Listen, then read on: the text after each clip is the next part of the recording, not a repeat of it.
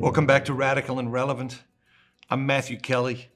Each day we're reflecting on the gospel of the day to discover the genius of the gospel, the genius of the life and teachings of Jesus, and to find a way to anchor our day in and with the gospel.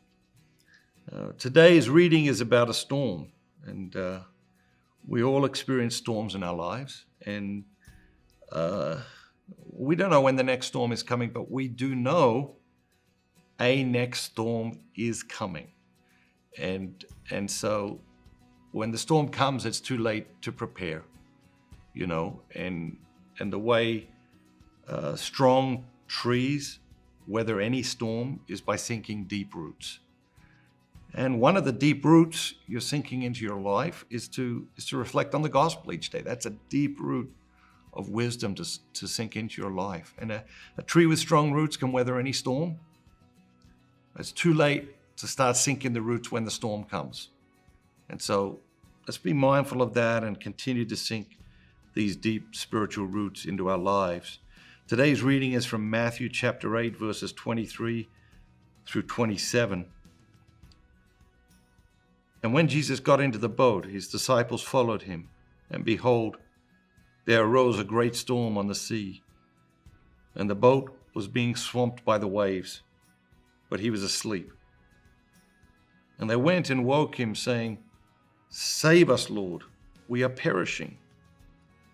And he said to them, "Why are you so afraid, O men of little faith?" Then he rose, rebuked the winds and the sea, and there was a great calm. And the men marveled, saying, "What sort of man is this, that even the winds and sea obey him?" What jumps out at you? Maybe you're experiencing a storm right now in your life.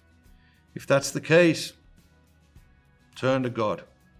Turn to Jesus. Ask him to save you from that storm. Ask him to calm that storm in your life. What jumps out at me is this question that's at the end of the reading.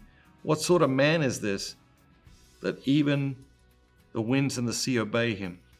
It's an interesting question, right? Because you can't say, well, he was no man at all because he was God. You can't say that because he was fully man and fully God. And even those closest to him, you can see that they're grappling with this. On one hand, he is telling them outright, like, I am.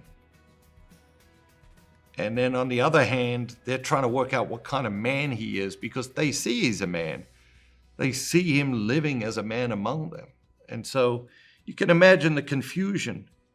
But the two words that really jump out at me is great calm. Such a need for that in our lives. What do you need to do today to create a great calm in your soul? Have an amazing day. Remember, be bold, be Catholic.